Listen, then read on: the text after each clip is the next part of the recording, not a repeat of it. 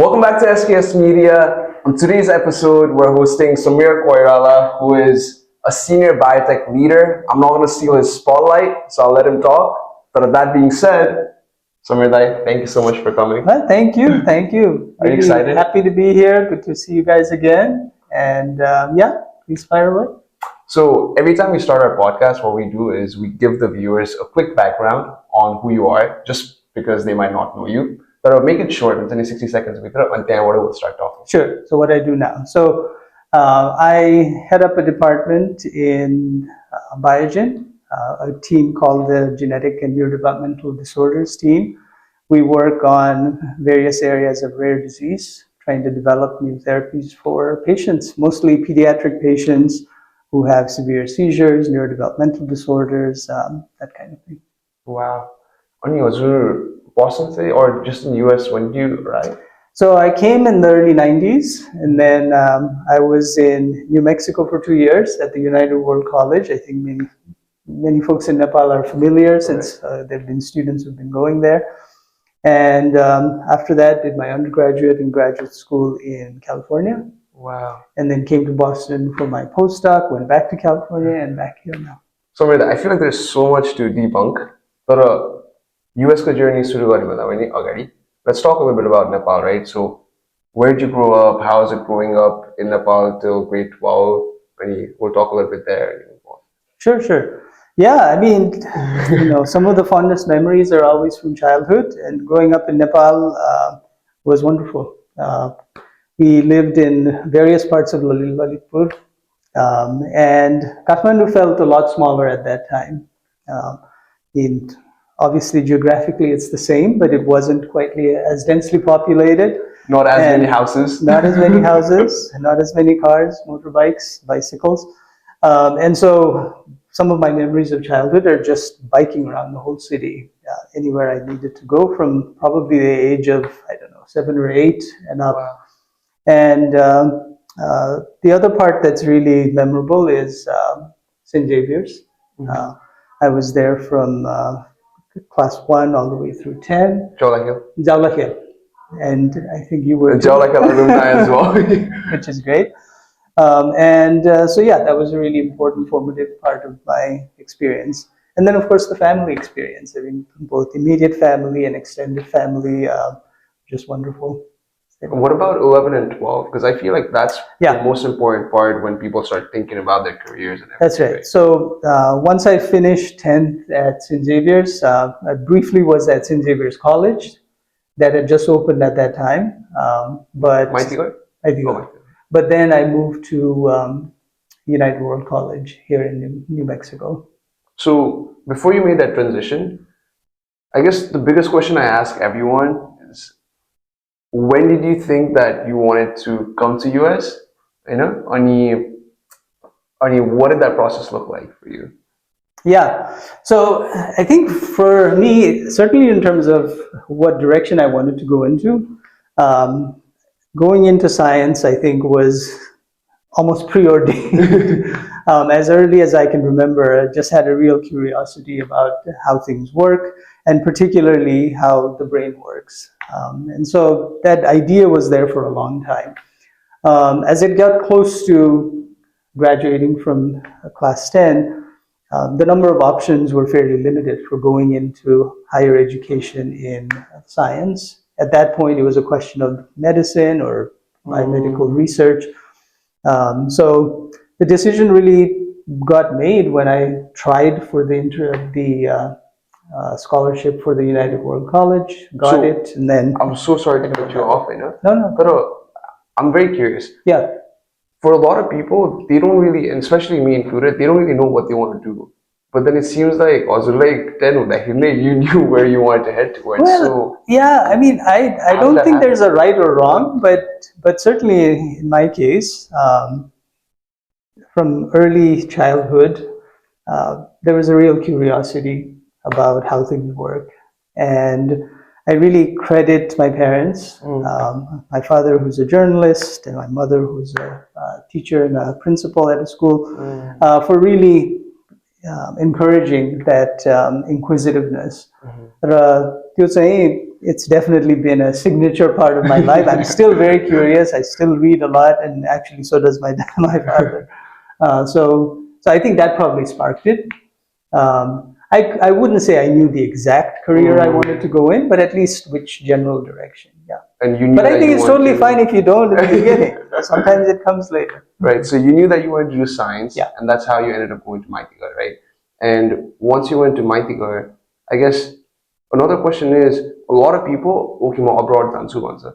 But then there's Australia, there's Europe, there's US. You can choose anything. So how did your decision come in choosing US, and when did that exactly happen? Yeah. So I think one thing is there are a lot more choices now than there were then. That's one thing. Second, there was the question of affordability. There's no way we could have afforded on our own going somewhere. They say that when the scholarship opportunity through St. Xavier's came up, tried for it, happened. I think the path would have been very different if that hadn't worked out. It did. Wow. So I didn't actually finish at Mentee. It was just a few months. Oh wow. So and then you oh Yeah. wow. So when I came here, it was pretty much right after 10th. And yeah, it was quite a big transition. So let's talk about your time in US then. Sure. So now then talking with a couple months after you're in US, and Right. I'm guessing was that your first time? It was my first time. First time, straight to New Mexico. Straight to New Mexico. So let's talk about that. Wait, actually, through California. So I stop in California with where my aunt and uncle live. So that made it a little easier. But certainly New Mexico was a big one. Wow. So let's talk about first experiences, maybe some culture shock. Yeah, that you faced. definitely. But coming here at a young age on your own to a residential school, the moment you land, it's very unfamiliar. I'm sure for anybody who comes, especially at early in their age, that's true. But I think one thing that helped was it was an international school, and for pretty much everybody in the school, it was the first time being away from home. Wow. I mean, that was true for the American students, that was true for the international students. They say that everybody was homesick together, everybody was kind of lost together. And I think that really built a sense of camaraderie that has persisted over time.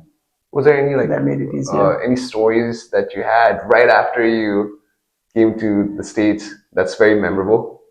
Your initial stage, right? Yeah, I think there were quite a few very basic things, like how do you use a laundry machine, or how do you make a call back to Nepal?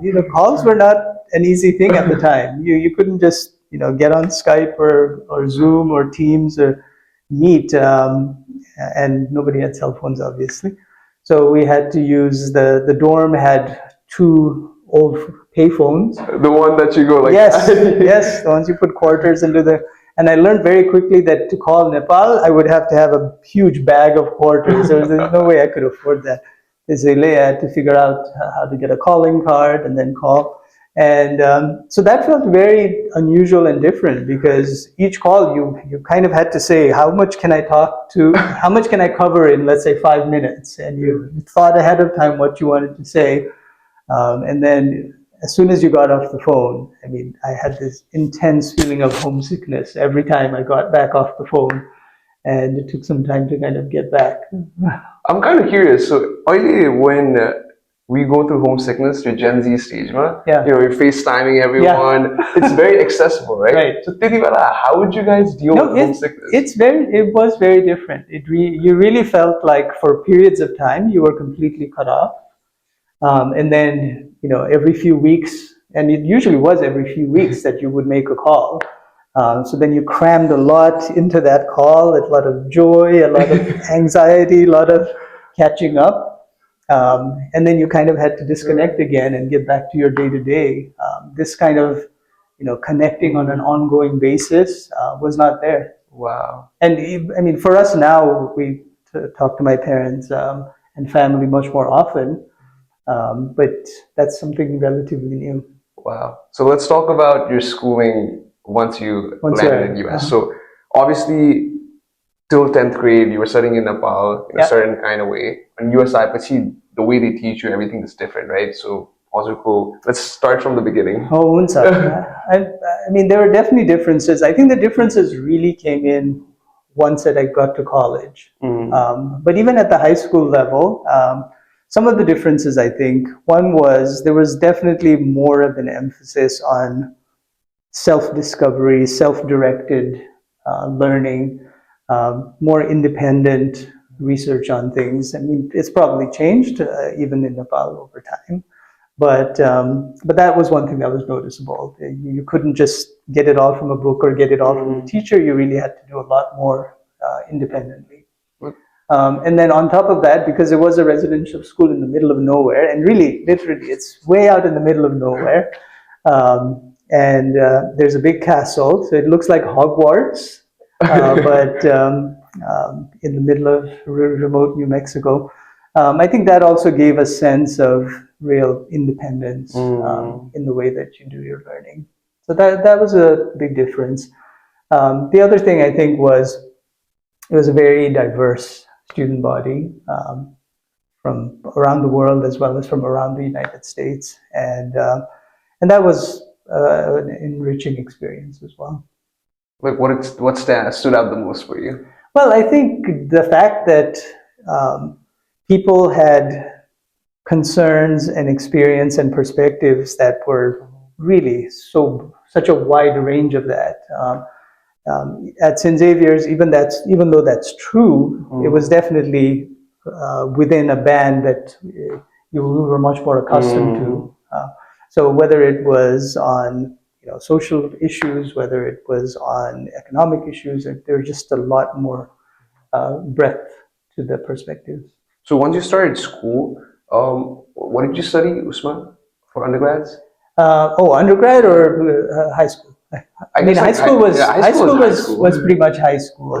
Even though the emphasis was on science, it was a pretty broad education. So I guess we can talk a little bit more on the education, the schooling side of things, on how what was your thought process like when you got in terms of what you wanted to study and how you navigated from there the next 4 years. Yeah, sure.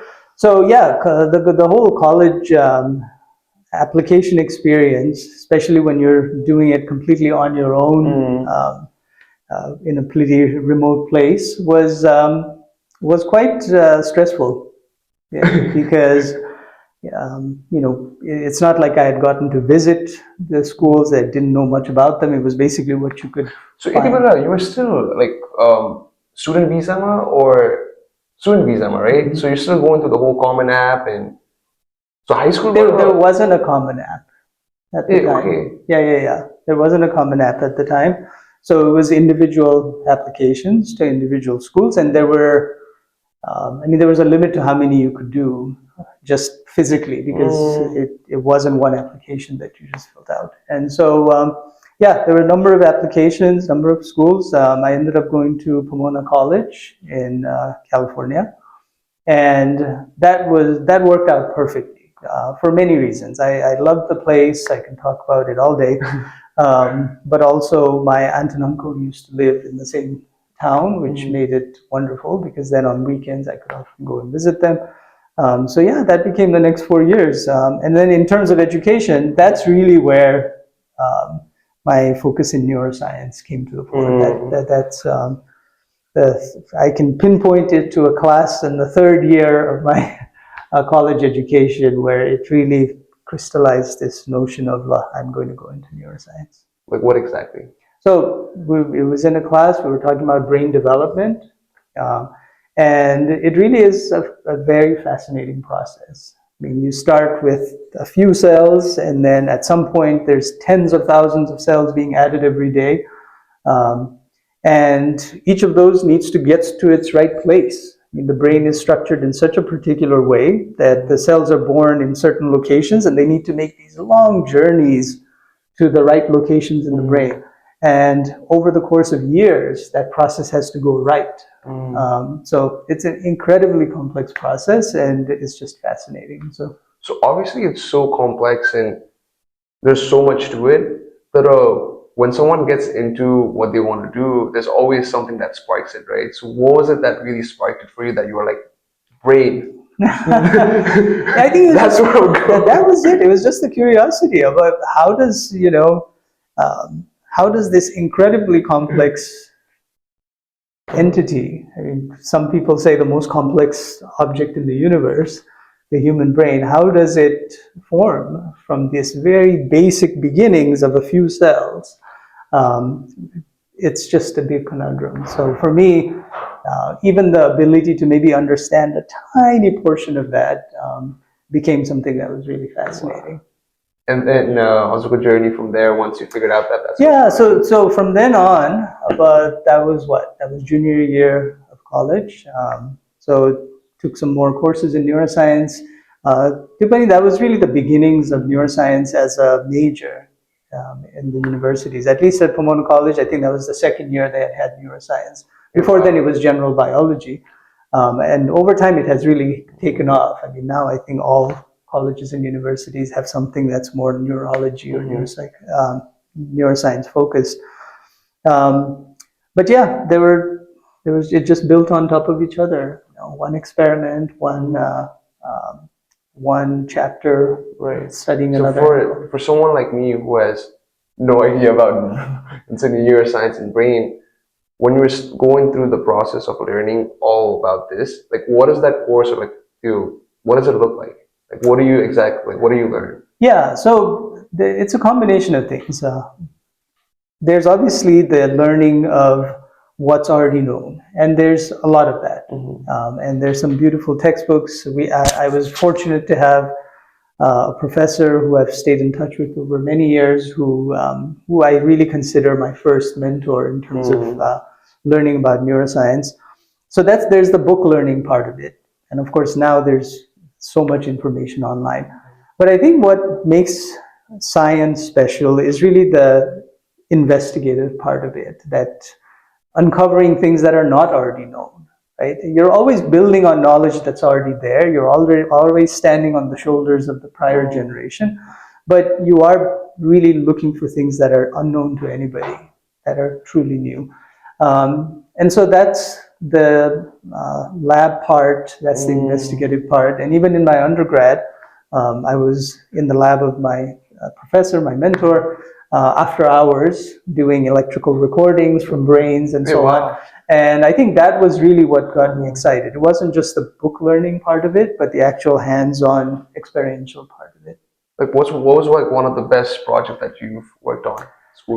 Well, at the undergrad level, or just in I think it was more learning, more general. But yeah, so a good example is this is many years later as a postdoc. I was at Children's Hospital, and we were studying a family of genetic disorders where the layers in the brain are not formed properly. So there's some errors which cause disruption in the layering of the brain. And so we had brains which we suspected had, errors in the layering. And so there were nice little slices made from those brains. They were stained. And I looked at them under the slide, and to my amazement, it was obvious. I mean, at the first sight, you could see that what used to be a clean cell layer in most normal brains was disrupted, and there were cells that basically had gotten lost in that journey of going to the right locations. They were forming clumps in the wrong places. These ones were from mice that had been engineered, but the human patients have similar kind of brain disruption.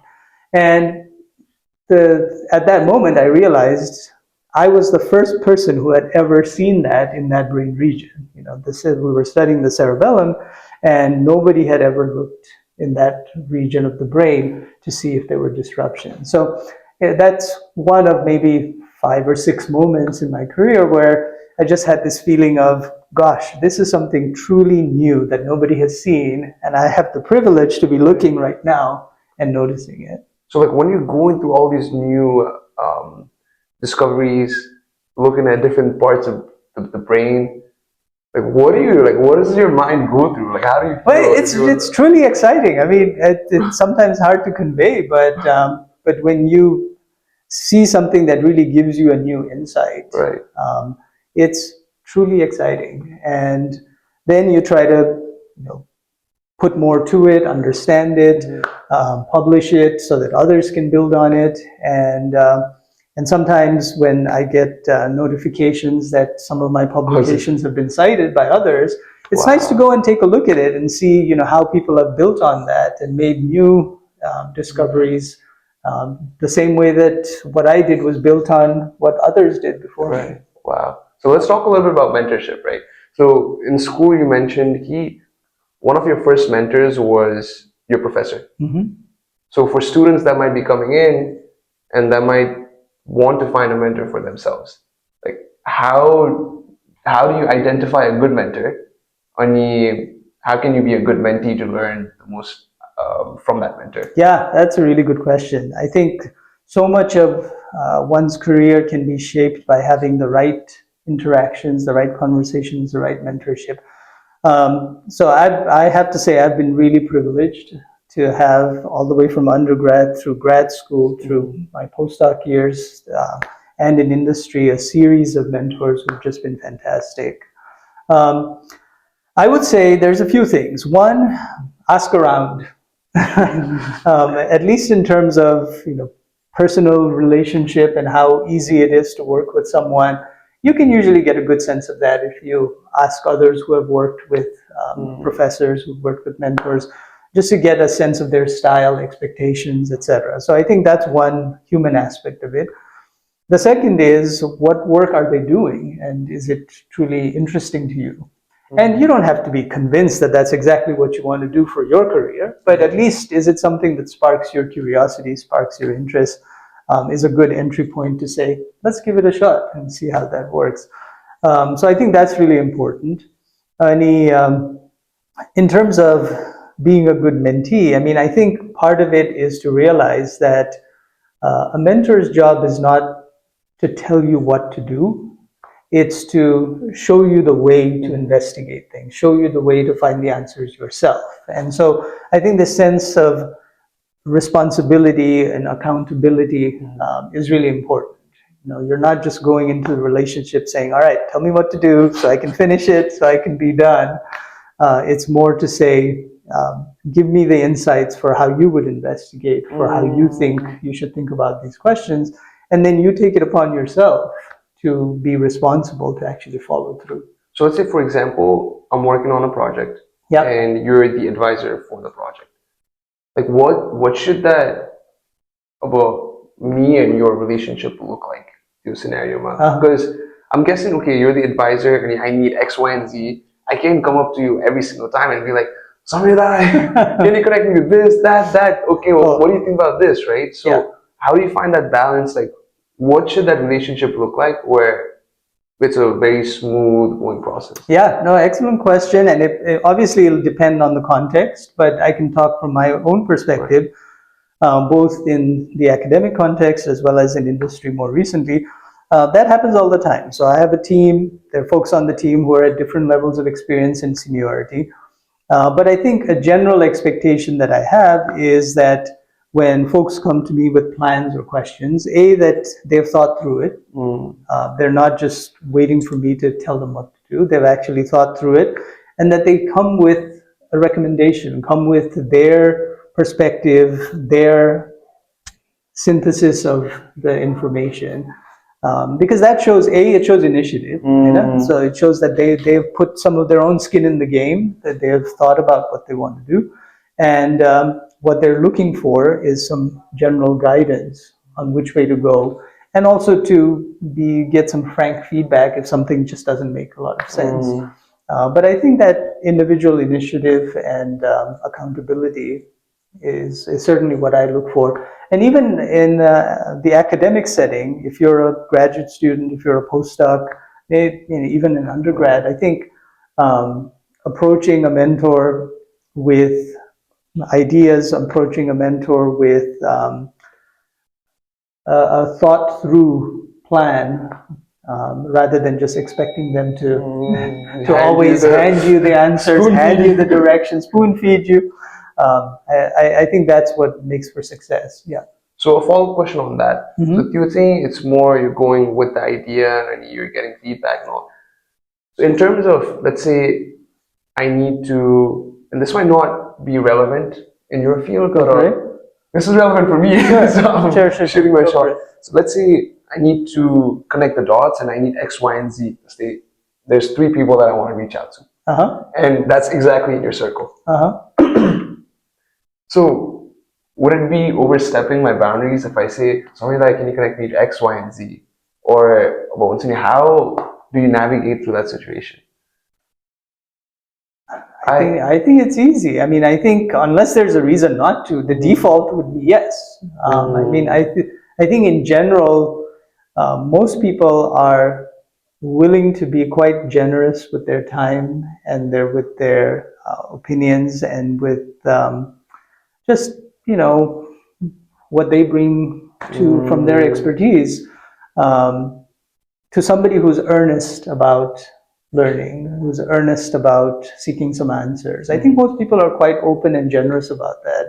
And even if the answer ends up being no, well, you've made a connection, you've made an impression on that person. So in general, I would say lean in favor of asking, lean in favor of connecting, than being hesitant to do that. And I guess to tweak my question, what would you consider overstepping your mentor-mentee relationship?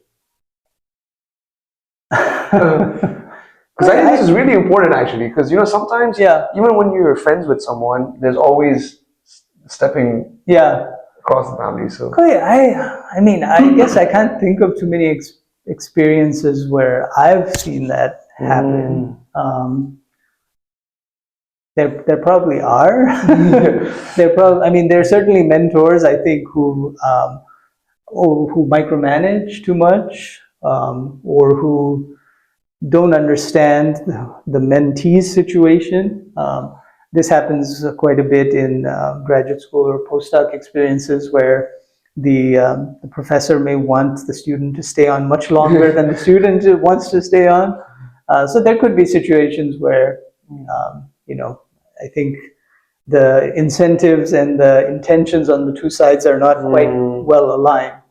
But at least in my experience, I think that's more the exception than the norm. Okay, that's I hope so.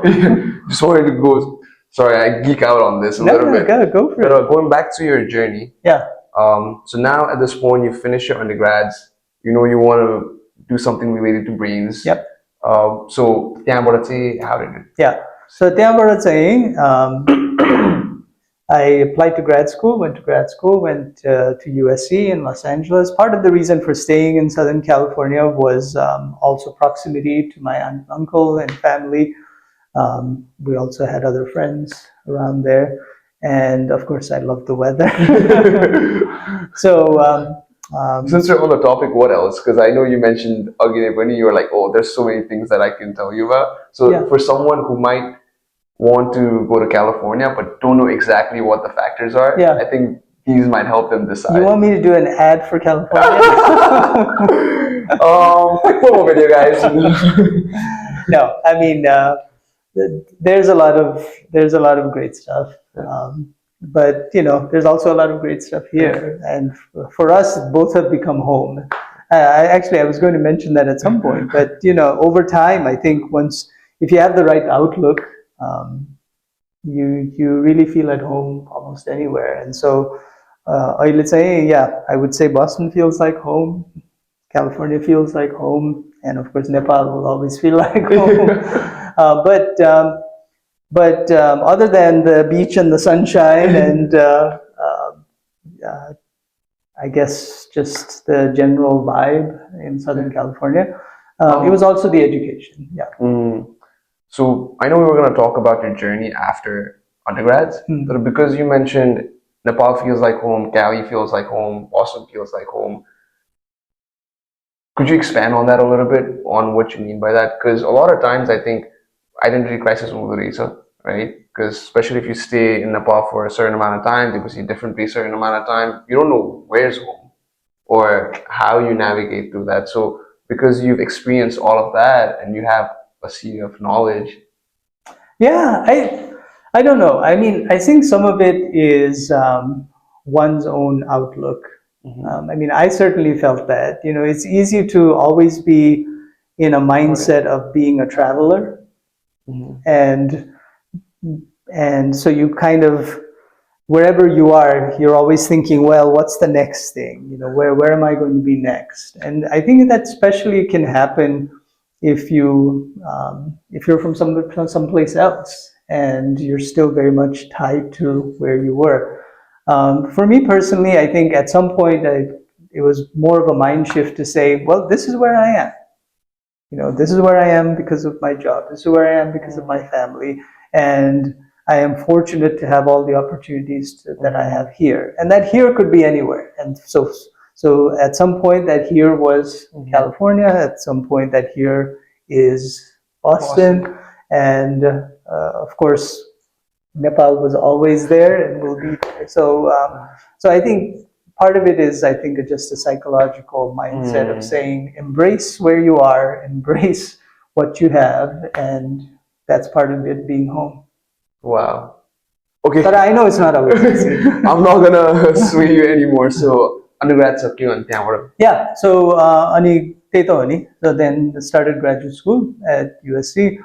And then it was just hardcore neuroscience.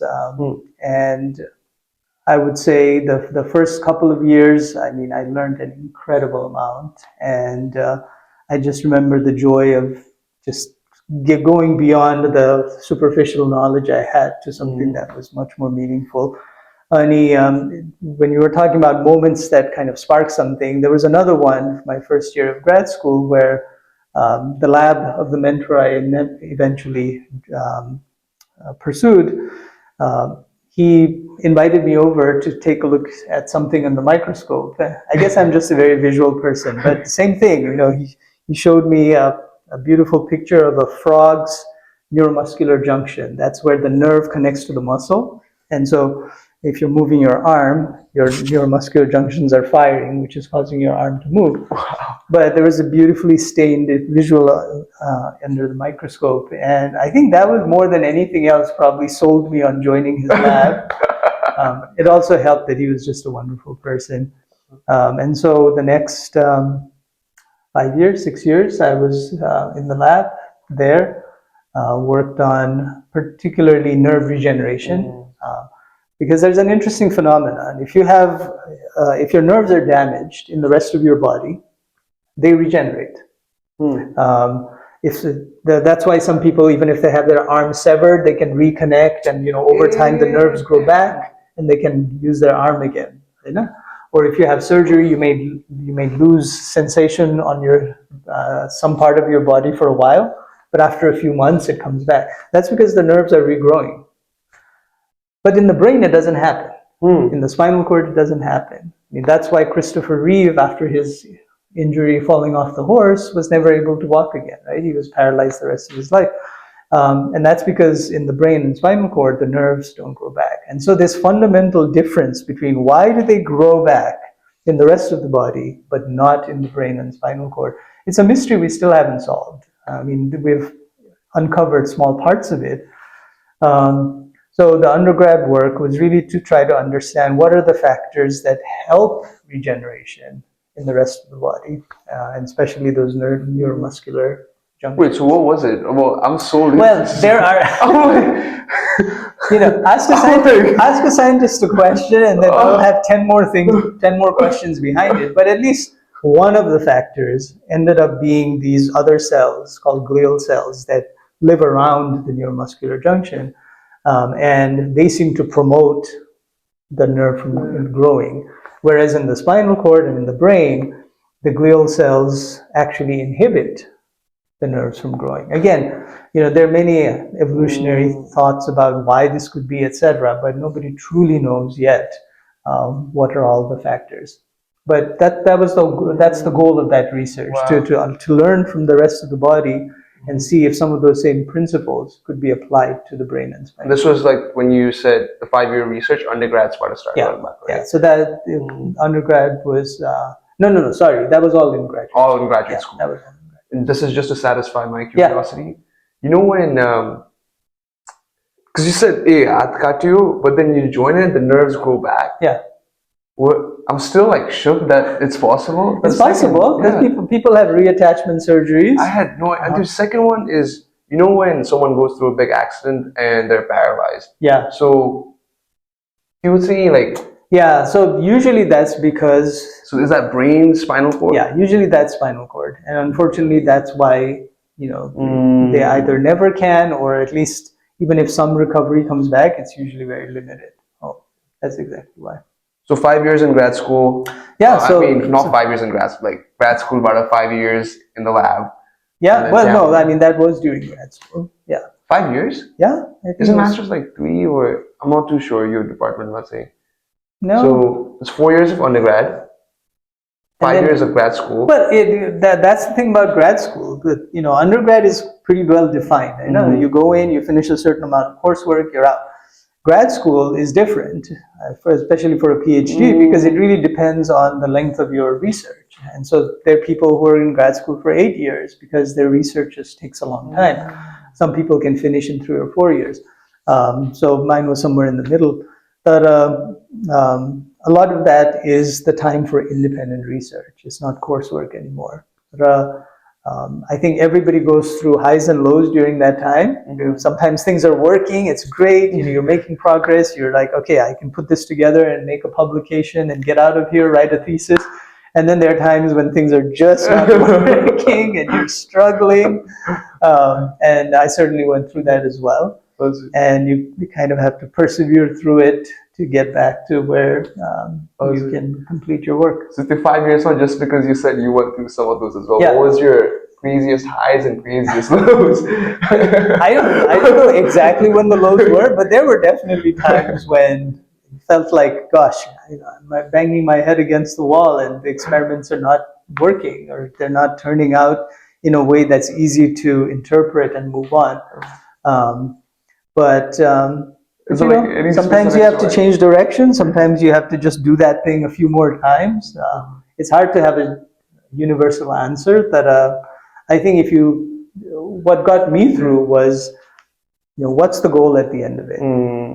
What's the goal at the end of it? The goal at the end of it is to finish the PhD and move on. The second was to really apply those skills and learnings to a future career. And so whenever times were really hard, I thought about that. But there were some tough ones. There was a time when my wife bought me a camping cot that I could have at work, because some of the experiments were so long, I had to sleep in the lab overnight. And at some point she said, okay, I don't want you sleeping on the floor, so here's a cot. So wow. there were many nights of sleeping in the lab to try to finish those experiments. And then I would get up in the morning. Luckily, there was a shower in the same building. And so when people came in the morning, they're like, wait, did you come early or were you here all night? I'm like, oh, no. How many pairs of shirts do you have that looks the same? That's a good question. No, I think I did have extra clothes as well. The reason I asked you was, so one of these events, I met this guy who worked in Pfizer. Yeah. And he was telling me about his experience when he was doing his PhD. And he said, Pfizer COVID, he was doing the research and all that stuff. And one of the researchers, I don't know, researchers, I guess that's what it's called, sure. Right? So, or scientist, backed out and he had to do the whole thing himself. And he was going through this insane ups and downs on emotions. And that's when I realized, wow, like like the lows that you mentioned. Oh. I was like, okay, that's no, sometimes it's tough. And you kind of have to think beyond just that moment, and what is it that anchors you to keeping on going. And for different people, it's probably different things. But I would also say 5 years of in the lab work is basically your work experience, right? Sure. I mean, it's also your work experience. Obviously, you're not being paid like it's a regular job. And you're balancing that with some coursework during that time. Usually by then, the courses you're taking are quite high level and detailed, and it's small classes, a lot of independent study. And most graduate students are also helping to tutor or teach or run lab sections for undergraduate classes, etc. which I enjoyed a lot, by the way. I really enjoyed interacting with the undergrad students and teaching some of the courses, teaching some of the lab sections. Just that mentorship aspect, that being able to connect, research, especially in a small academic lab, can sometimes be a very lonely experience because, a lot of what you do is very independent, is very alone. And just having a forum in which you can connect with a broader group of people and help them in their challenges and their day-to-day struggles with the academic work, that's actually very fulfilling. So that was a nice balance during both graduate school and postdoc. So after postdoc, let's talk about your professional journey. So when I was talking about the lab, that was the graduate school, and then I was at postdoc here in Children's Hospital.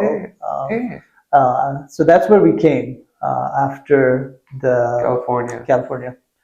And I was at Children's Hospital for several years, and that's where I really got into brain development as an area of real interest. Part of it was the connection with Children's Hospital. So a lot of the research they do there is focused on pediatrics. It's focused on a variety of pediatric disorders, but a really important focus on brain development, disorders of brain development, epilepsies, neurodevelopmental disorders. So that was really the beginning of a focus on the genetics and biology of development. Ani त्यहाँबाट getting a real job. That was so postdoc was again an experience of really interesting research, but the day-to-day was sometimes tough. There's again very long hours. I also still had a bed in the lab. Really? Wait, what did those hours look like, or what did a day in the life look like for you? During the postdoc, typically it was 12 to 14-hour day. So I would get in 7, 8 in the morning, and sometimes it was 8, 9 when I left. There were some tough days because I used to have a long train commute. I used to take the commuter rail from the Worcester or close to Worcester, and so early mornings, late evenings. But we didn't have kids then, so there was more flexibility. So it's not an easy path for sure, but if you're really excited about it, it's absolutely worth it. And postdoc सकिँदा चाहिँ then that was around the time when I had to make a decision whether to stay within academia or go into industry. And my postdoc experience really helped me make that decision. I knew that I wanted to go into more applied neuroscience. And even though at that time it was often hard to know what opportunities there are in industry while you're in academia, what I had heard from friends and colleagues who had gone was quite positive. So just for people that might not know, like me, academia or industry भन्नाले like. So academia भन्दाखेरि the most typical career path would be you become a professor. You either do more teaching or you do more research, but you go down a professor path. You start as assistant professor, etc., associate professor, full professor, tenure track. So that's the academic track, right? And in science, you really decide pretty early on: are you going into an institution that's mainly focused on teaching, in which case you do some research, but the bulk of it is on teaching. Or most of the large research universities, you do some teaching, but most of the work is the research.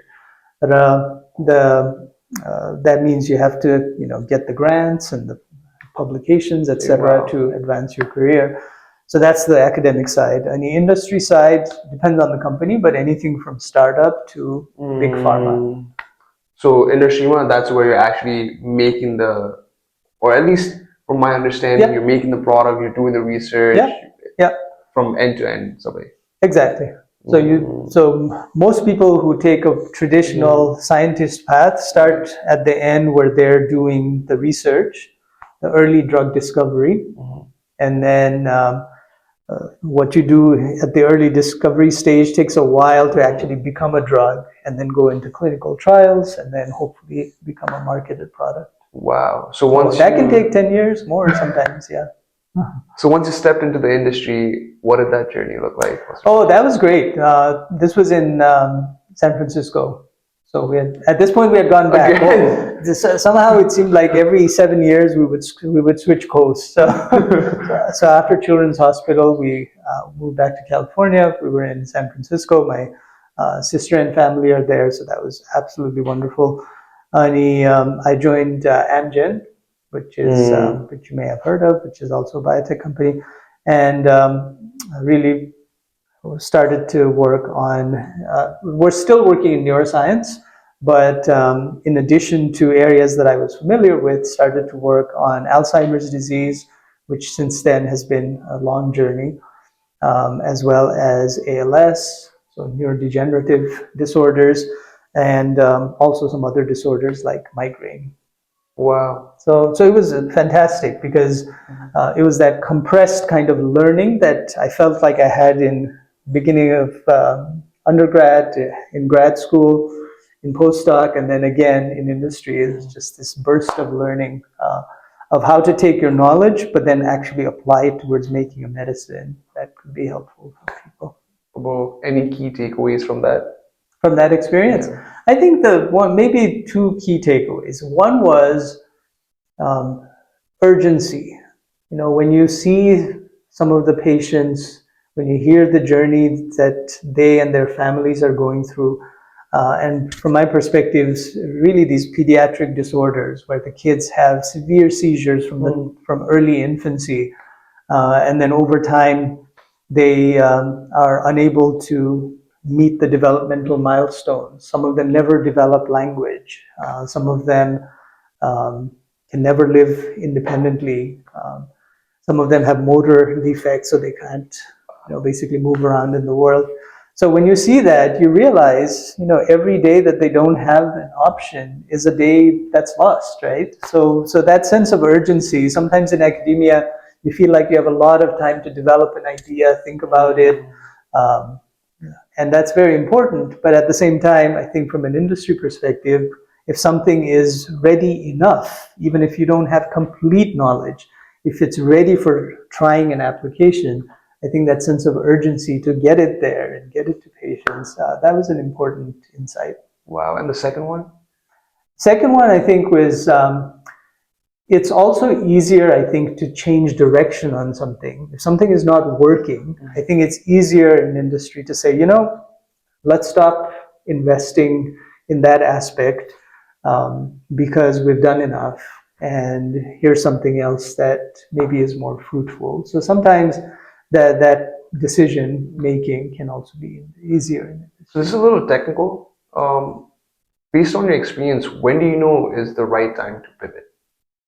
Oh, that's a tough one. And often when decisions are made, we're saying, is it too early? Should we have stuck with it? Sometimes we say, is it too late? Especially with you being on leadership as well, right? Yeah. You're making these decisions all the time. So Yeah. how do you make that decision? Yeah, it's a tough one. I mean, I think there's some aspects that go into it. One is, what's the level of investment that's going to get you to the next inflection or decision point? And you really have to weigh the opportunity cost of continuing to invest in that versus something else where you could put that investment, right? So if that investment is relatively small and that decision point is relatively quick, and the payoff could be big, then you definitely lean towards just do it and stick with it. But if it seems like that opportunity cost is really high, then it's probably better to switch to something else. But it's a complex decision, right, and we don't always get it right. And it also has to do with the competition. It also has to do with what the patients need. So there's a lot of complexity to making those decisions. It's really tough. Actually, can I add one more thing? Well, one more thing in terms of difference between my academic experience and industry experience is working within large teams. I think that's really a feature, especially if you're going to a bigger company. that in a lot of academic labs, especially smaller academic labs, it's very independent kind of research, and you're fully in control of and accountable for all the work. When you go into an industry environment, especially at larger companies, you're only doing one piece of it, right? So you have to be able to really work well with others in other teams with a shared sense of the mission. So no sleeping bags. Oh, I have not. I mean, I've still had very long days sometimes, but now a lot of that is at home. So I because guess it's been quite a few years since I've directly been in the lab doing a lot of experiments. Although occasionally I still get to use my lab memories and lab expertise. so just because we talked about managing a large team, like what does Oz Group perspective on good leadership look like? I mean, when you're making these big decisions, I'm pretty sure like you got to convince all the other stakeholders as well to make that decision. So yeah. So I think there's many aspects to this, but I'll point out a few. I mean, one I think is humility is important. I think especially in research, that you don't know everything, and so coming with a sense of humility and understanding that you really need to first truly listen to other perspectives before you make that recommendation or decision. I think that's really important.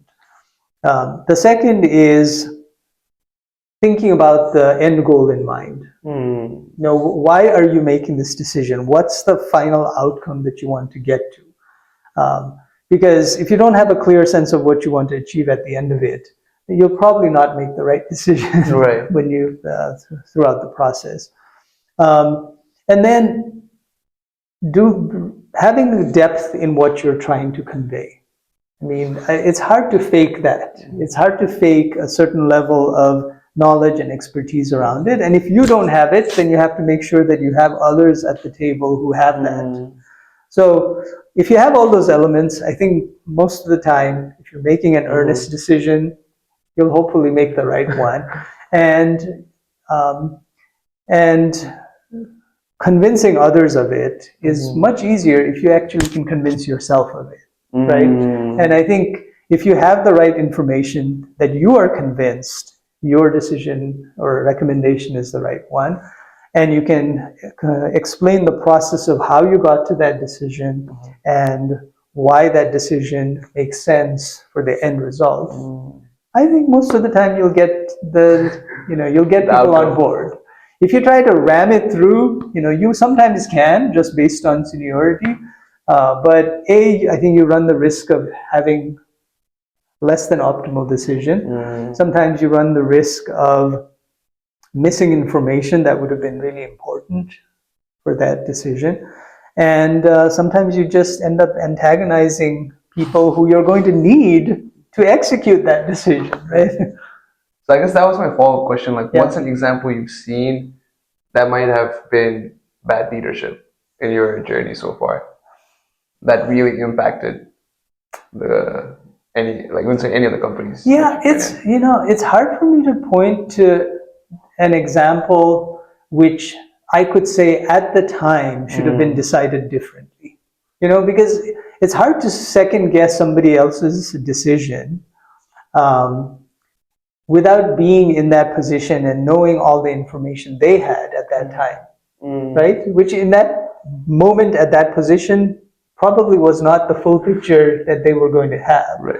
Retrospectively, you can look back and say, and there are many of those examples that there are companies who passed on certain drug targets. This happened a lot in the oncology field, where there were several new drug targets that were identified, and some companies went all in. Some companies looked at that same data and said, we don't think this is very promising. 4 years later, it becomes a multi-billion-dollar industry. It's impacting, actually curing many cancer patients. And so I'm sure there are many executives who made those decisions who are like, what boneheaded decision did I make 4 years ago? But without being in their shoes at that time, it's hard to know how one would have made that decision. Wow. So after you were done with Amgen, Yeah, so I was at Amgen for 7 years. Is that right? Oh, wow. I think that's true. Oh, 5 years in the Bay Area and 2 years in Southern California. But I was at Amgen for 7 years. And at that point, um, I think it's good to every so often challenge yourself a little. Try something a little new, a little different. And the opportunity at Biogen definitely felt like that. It was at a time when the company was trying to branch out a little bit into new directions, do research on pain, do research on neurodevelopmental disorders. And the second, neurodevelopmental disorders in particular, ended up being, in some ways, a homecoming for me because my postdoc work had been there. And so that has been a wonderful experience, going back to my roots in some way and looking at these childhood epilepsy disorders. Look, what does that look like? Yeah, so the family of disorders, I would say if there's some unifying features, one of them is this severe early epilepsy. The second is neurodevelopmental and intellectual disabilities that go with that. And usually a really heavy burden on the families and the caregivers throughout their lives. And one thing that has changed is we've really started to understand some of the genetic causes of these disorders. Wow. And most of them are genetic. So most of them, at this point, we understand that there's a particular gene, particular mutations or changes or deletions in those genes that are leading to the cause of the disorder. Now the problem is, just knowing that doesn't help anyone. But over the last decade or so, there's new ways to actually try to go in and either fix that problem or at least fix the outcome of that problem. And that's been revolutionary. I think we're still in the early days, but one of the areas that I got into is antisense oligonucleotide therapies, and there are a bunch of them now. Which means these are small stretches of DNA or RNA that bind to a matching piece of DNA or RNA and can change things in certain ways. So for one of the disorders that's really close to my heart, Angelman syndrome, the biology underlying it is really fascinating. And the treatment is really well matched to the cause of the disease. And so what the treatment is trying to do is go and bind to a very specific stretch of RNA, break down that RNA, and that causes a gene to turn on again. And so that's the kind of thing where, 20 years ago, we wouldn't have really been able to turn into a therapy, but now we are. And one of Biogen's products, which is called Spinraza, is an antisense oligonucleotide, which essentially turns on a gene and turns on and restores a protein that's not there in the patients that are suffering from spinal muscular atrophy. And there are patients who literally, would not be alive today, could not walk today, who are experiencing a childhood now and are going to experience an adulthood. So that kind of revolution in genetic medicines, where you can find out the cause and then have a kind of therapy that's really targeted to that cause, it's relatively new, but I think we're really just at the beginning of an explosion of that. So there, talking about geeking out, there was plenty of geeking out right there. For a quick second, I thought my whole major was science too, the way we were talking. So I guess you itself could be a whole 2-hour conversation. And I feel like we've been talking for how long? At least an hour. Oh, wow. So it goes quickly. So since we're closing up more towards the end of the podcast, I guess wrapping up your career in the US, what has been the proudest moment for you so far? One or a couple. Oh my goodness. Yeah, there's no way I'm going to be able to say one, but maybe I can say what has been a family of proud moments. So I think one family of proud moments is just insights that then lead to some kind of practical outcomes. And I think when you're in something like research where the payoff is not day to day, it's not even month to month, sometimes it's years before you see a true payoff of the work you're doing, you really have to celebrate the small accomplishments. And together they actually make a big proud moment. And so there are many of those along the way. And some of the work that I've done as part of a team for programs in pain, program in migraine, program in Angelman syndrome. I mean, these are all ones that either are going to get into patients and hopefully one day become medicines, or at least in the case of the migraine drug, is actually a marketed product at this point. So I think seeing the results of your work benefit people is really the biggest part in terms of proud moments. And then the second is the people. I mean, honestly, throughout my career, I've gotten to know so many wonderful people, and they have all had such a great impact on me, and hopefully some have also felt it the other way around. Wow. I'm very curious about this. You know how the first point where you said the impact that you saw on or you see on these patients. Have you heard of any like stories where you were like, oh, whoa, wow? Sure. I mean, so many of these videos are online, for example. So for Angelman syndrome, for example, there've been patients who have reported, families who have reported that their kids who had no language, would be able to say words, be able to say mommy, Wow. and we'll see if that happens to enough patients that the drug can get approved. But even hearing one or two stories like that really gives you a sense of, wow, this actually is real, right? This is not just something that we're toiling on for months and years. Wow. Oh. To flip the script, what about some of your most challenging moments that you've seen in the past 15 plus years? I would say many of the challenging moments either have to do with times when things are not working well, but you have to persist through them. And also in our industry, there's often changes in direction that don't have to do with the science. A company for strategic reasons might want to do something or not do something. And that sometimes feels very challenging. But I think there's a couple of things. One, it helps to be agile, to be flexible, to have broad curiosity so that you can apply your skills in the various ways. And second is, especially in a place like Boston, there are many opportunities and many ways to still contribute. A lot of this, for me personally, goes back to what I've gotten from my father.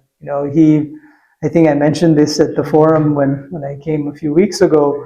At some point he mentioned that one of his guiding principles was really thinking about, am I being useful? And he's built this wonderful career. He's a well-known journalist in Nepal. Wow.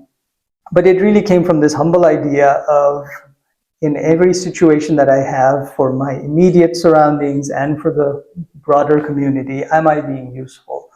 And so I think that's a good guiding principle in any situation, in any career, because it gives you a sense of purpose, but that's also what is valued, right? So yeah. So I think that often gets you through challenges. So that is gold.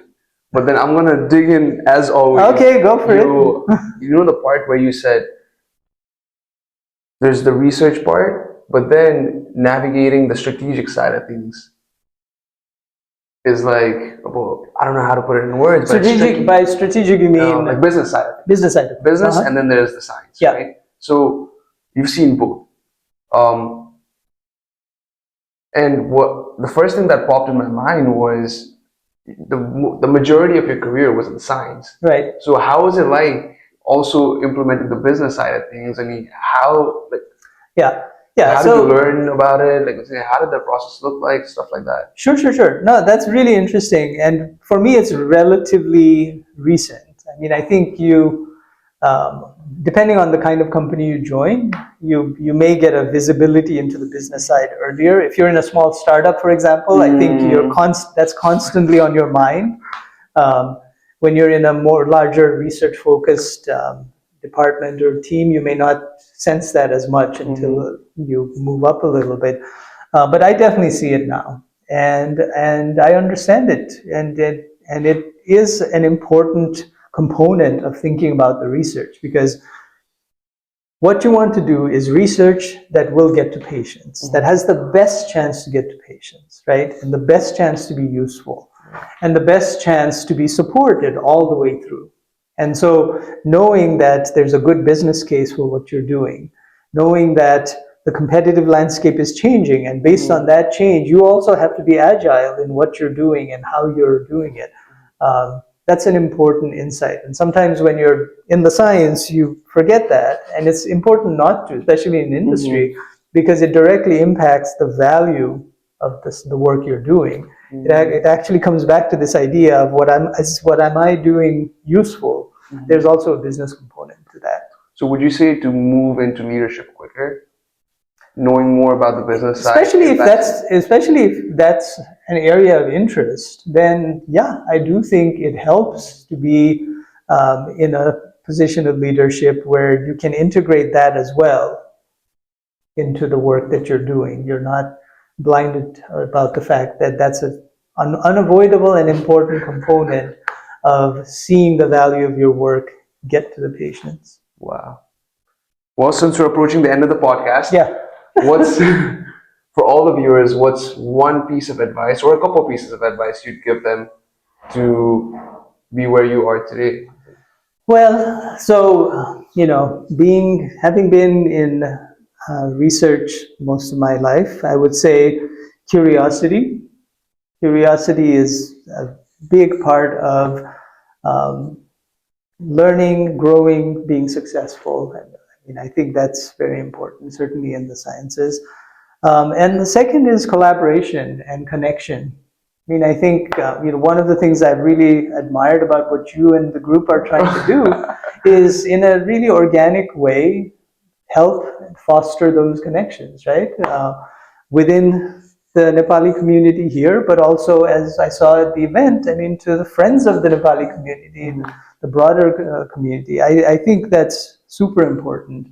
And I think in any career, especially in careers where just individual effort is not enough, that you really do need to partner with others, to collaborate with others, then that ability to connect, to hold your end of the bargain and be accountable for what you're bringing, and then have high expectations for others as well.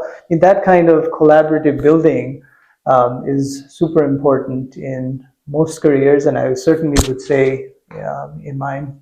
Wow. So thank you guys as well for what you're bringing to the table here, because I think it's super important. I'm trying to flip the script. Not a regret, but what would you have done differently if there's one or two things? What would I have done differently? Not a regret, just something that you could have. No, I mean, yeah. Overall, I think when you look back, you know that you would not be where you are today had you not taken that path, including the things that were maybe dead ends and you had to go back, or slips where you had to fall a few times. I think for everybody, it's natural to think through those and still come to the conclusion that no, I still would have done it the same way. But I do think I mean, at least for me personally, I think I would have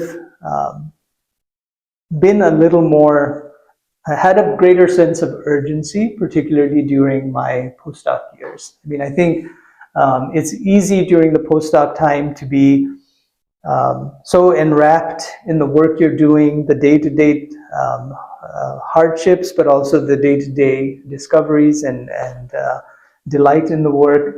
And it's easy for that to kind of go on for a very long time. And I would have probably made that a little bit shorter because I feel like once I got into industry and started seeing how I was applying the work, I felt like I could have probably started this a little bit sooner. So maybe that's one. But again, like with most things, maybe if I hadn't had that experience, I wouldn't have, had as much motivation when I got into industry. But and also the second, I mean, coming back to this point about connections and collaboration, that again, I think often we wait for formal settings and structures to enable that. I think most people are quite hesitant to just approach somebody and talk about a potential collaboration or approach somebody for advice and mentorship. We wait for there to be some kind of formal way to enable us to do that. And I think I would have done that more. Now I feel very comfortable doing that, but I think it took me longer than it probably should have. And that would be a piece of advice I have for anybody at any level in their career. If they think they can benefit from a conversation, a collaboration, a mentorship opportunity, go for it. Most of the time, you'll probably get a yes. Wow. Well, Samir, that's a wrap. There you go. Thank you so much for coming. Yeah, I have a rapid fire round where we ask you 3, 4, maybe 5, 6, 7. I'm joking. Okay. 6 to 7 questions. All right. 1 word, 1 phrase answers. First thing that comes to your mind. Oh man. It's like Kaun Banega Crorepati, but Nepali version. Yeah. Okay. Ready? I'm gonna go for it. This reminds me a little bit of going to to our younger son's kindergarten class once. And that was the same thing. There was like a whole bunch of kids and it was like, what's your favorite color? Which one? Korean? This is the adult version. All right, so first question. Best Nepali restaurant in Boston? Oh, goodness. I don't remember the name, but it's in Somerville and we had the best momos there. Malin's Kitchen? No. Someone look it up. One thing you miss the most about Nepal? Mountains. One Nepali food you love, but it's hard to find in the US. Oh, good yomari. Or at least, maybe I haven't looked hard enough. That's a good answer. Favorite Nepali festival to celebrate in the US? Oh, I would say Tihar. If your friends or family ever visited you in Boston, what's the first place you take them to? That's a good question. So we're a big fan of the beaches, and particularly up in Gloucester. So probably the beach. Which one? Probably Wingershik Beach in Gloucester. Yeah, I know it's not Boston, but I think we might. I might need to make it. I think the beach is, such a unique experience, especially if somebody comes from Nepal who hasn't been to the ocean before. And every time we've had family come, they just have such a great time out there, and we have such a great time out there. So I think that would be high on the list. Although there's a long list in Boston. Best Nepali song at the moment? Best Nepali song at the moment. Well, the one that stuck in my head because we played it once and then my kids loved it is Paisa. Oh! I don't know if I would call it best, but who was the artist? Do you know the artist? No, I don't remember the name. But I think I've heard this song. But anyways, last question. Sure. First Nepali word or phrase you would teach your non-Nepali friends, not namaste. Oh, Hatterika. And that is a wrap. So if you guys want more guests like Samir Dai, who's going to be here and share their stories and insights, please like, comment down below, and subscribe.